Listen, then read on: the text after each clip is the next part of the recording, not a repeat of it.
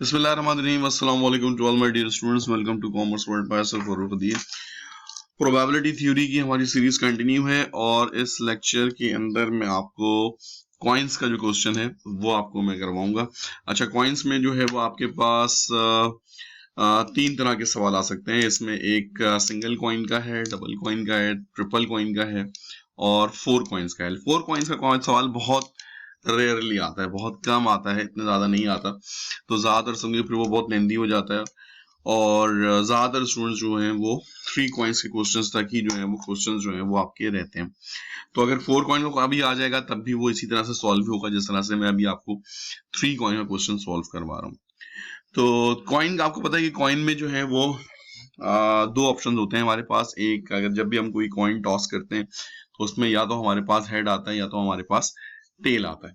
इसी तरह से अगर हम दो कॉइन एक साथ टॉस करें या एक ही कॉइन को दो दफा टॉस करें, बात एक ही होती है। या तीन कॉइन्स को एक साथ टॉस करें या एक ही कॉइन को तीन दफा टॉस करें, बात एक ही होती है। तो उसमें फिर हमारे पास क्या क्या ऑप्शन आ सकते हैं और क्या क्या प्रोबेबिलिटी बन सकती है, तो ये हमारा जो है वो आज का ये इस लेक्चर का टॉपिक होगा। तो एक 2012 रेगुलर का ये लॉन्ग क्वेश्चन है, तो ये थोड़ा सा मुझे अच्छा लगा तो मैंने कहा आपके साथ शेयर करूं, क्योंकि इसमें एक चीज बड़ी ट्रिकी है जो अक्सर स्टूडेंट्स को जो है वो पिक नहीं कर पाते। तो यहाँ पर आपसे कह रहे हैं three coins are toss simultaneously. तीन कॉइन्स जो हैं वो हमने टॉस किए हैं एक साथ। पहला काम आपसे कह रहे हैं कि सैंपल स्पेस बना दे।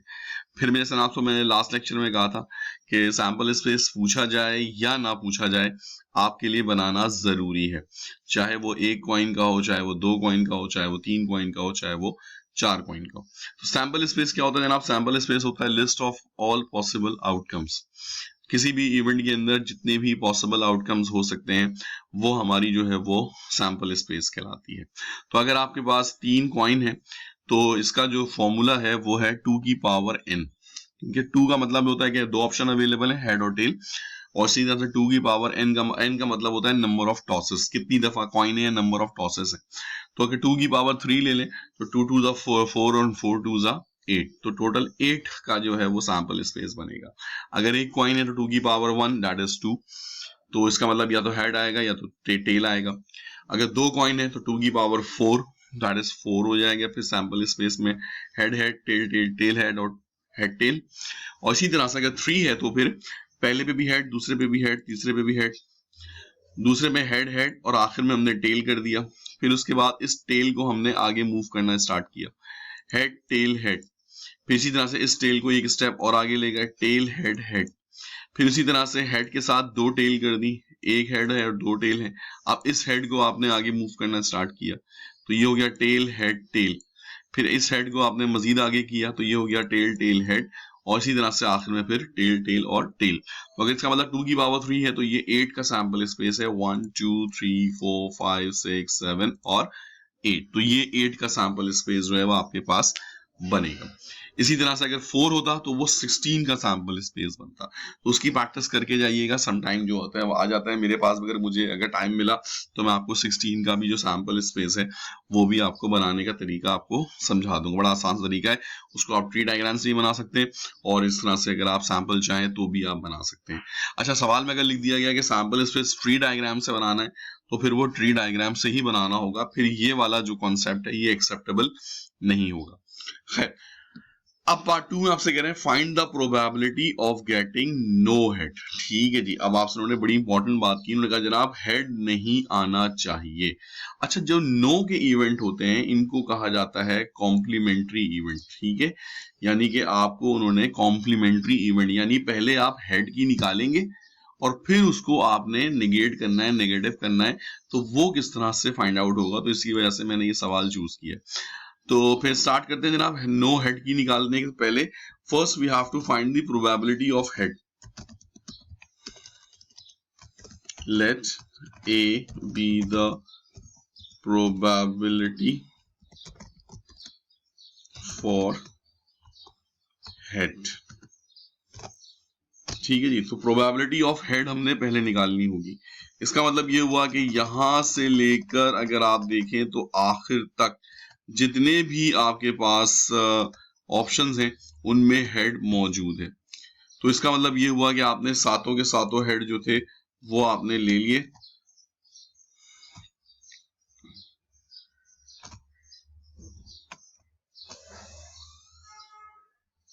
तो ये सातों के सातों हेड जो हैं वो आपके इसका जो है वो पार्ट बन गए हैं।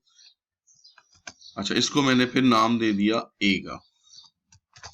अब मैं क्या करूंगा, अब मैं इसकी ए की प्रोबेबिलिटी फाइंड आउट कर लूंगा। तो प्रोबेबिलिटी ऑफ ए आपको पता ही है formula, n of A divided by n of S.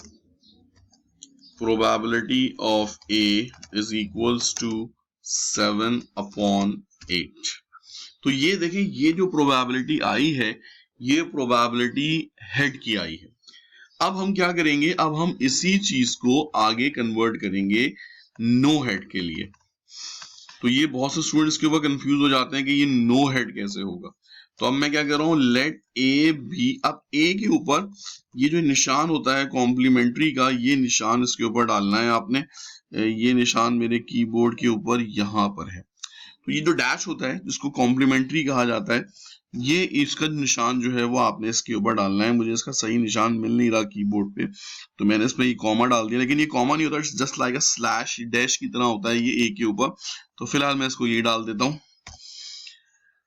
तो let A dash be the probability for no head. ठीक है, अब आपने इसको नो हेड में कन्वर्ट करना है। पहले आपने हेड किया था, अब आप इसको नो हेड करेंगे। अब नो हेड आपने कैसे करना है कि आपको पता ही कि प्रोबेबिलिटी जो होती है उसकी जो रेंज होती है वो 0 से लेकर 1 के दरमियान होती है। 0 मींस नॉट पॉसिबल और 1 मींस 100% पॉसिबल। तो जो भी प्रोबेबिलिटी है वो हमेशा 0 से 1 के दरमियान मौजूद होती है। तो आपकी 100% प्रोबेबिलिटी 1 है, इसमें से आप माइनस कर देंगे हेड की प्रोबेबिलिटी। तो अगर आप 1 जो आपकी 100% प्रोबेबिलिटी है उसमें से अगर आप हेड की निकाल देंगे तो डेफिनेटली वो नो हेड की प्रोबेबिलिटी हो जाएगी। तो ये बन जाएगा probability of A complement is equals to 1 minus probability of A. तो जब आप इसको सॉल्व करेंगे तो 1 माइनस प्रोबेबिलिटी ऑफ ए जो आप पहले निकाल चुके हैं दैट इज 7/8। तो अब आपने इसका 8 एलसीएम ले लिया, तो 8 1 8 माइनस 7 और ये होल एलसीएम चल रहा है ये 7 8।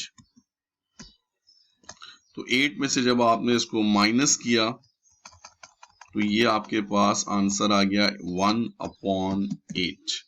तो इसको इस तरीके से इसको जो है वो सॉल्व करना होगा। कॉम्प्लीमेंट्री इवेंट्स जो होते हैं वो डायरेक्ट सॉल्व नहीं होते, पहले उसका मेन इवेंट का प्रोबेबिलिटी निकाली जाती है और फिर उसको 1 में से जो है वो माइनस किया जाता है। तो इस तरह से आपने इसको जो है वो सॉल्व करना है। बहुत सारे मिस्टेक करते हैं कि वो टेल की निकाल, नो हेड का मतलब ये होगा कि टेल की प्रोबेबिलिटी निकाल दो।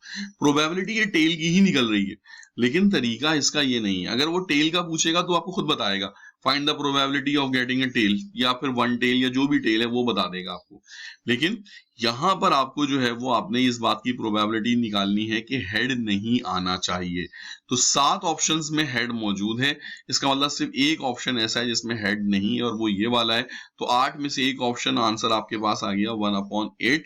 लेकिन जो आपके कॉम्प्लीमेंट्री इवेंट्स होते हैं जो कि हमें नो का वर्ड आ जाता है, उसको आपने फिर इस तरीके से जो है वो सॉल्व करना है। थर्ड पे चलते हैं, find the probability of getting at least 1 head. तो आपसे कह रहे हैं जनाब एक हेड कम से कम होना चाहिए।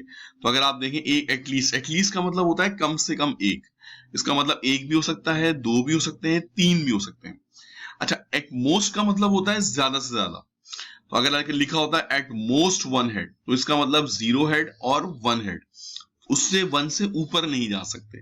तो ये एटलीस्ट और एटमोस्ट का कॉन्सेप्ट है, इसको भी जरा सा देख के जाइएगा। एटलीस्ट मींस कम से कम, इसका मतलब ऊपर वाले ऑप्शन हो सकते हैं। अगर वो आपसे कहता है कि एटलीस्ट 2 हेड्स, तो हमने 2 हेड्स और 3 हेड्स वाले ऑप्शंस को सिलेक्ट करना था, एक वाला छोड़ देते थे। अगर वो कहते हैं एटमोस्ट 2 हेड्स, तो इसका मतलब 0 हेड भी आएगा, 1 हेड भी आएगा, 2 हेड भी आएगा, 3 वाला उसके अंदर नहीं आएगा।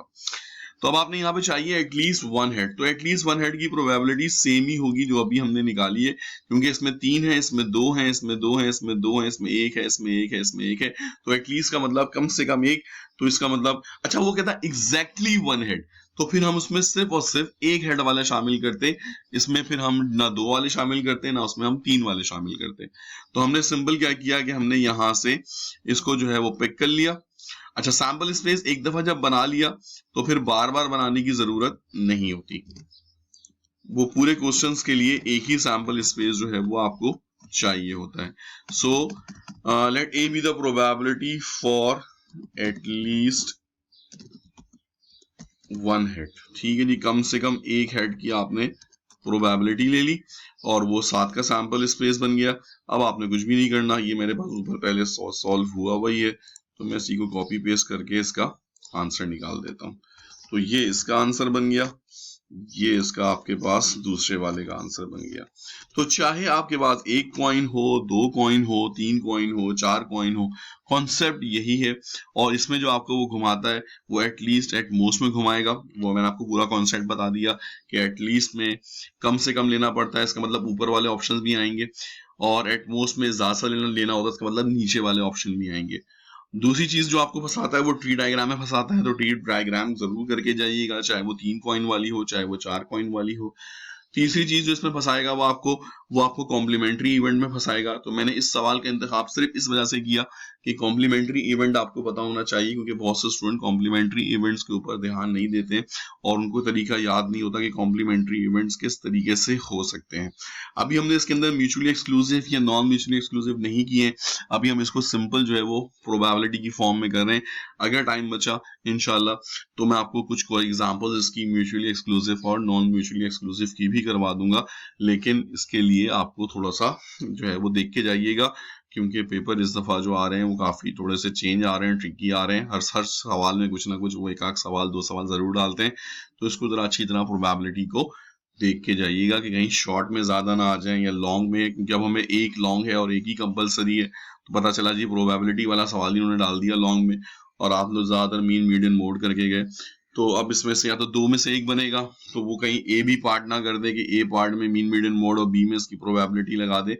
तो इस वजह से प्रोबेबिलिटी को यकसर जो है वो छोड़ के मत जाइएगा चॉइस के ऊपर, प्रोबेबिलिटी के कुछ सवाल जरूर करके जाइएगा, क्योंकि मेरी थोड़ी सी गट फीलिंग है कि इस दफा प्रोबेबिलिटी को वो ए बी पार्ट के अंदर कहीं ना कहीं इस्तेमाल करेंगे। खैर देखते हैं क्या होता है आगे।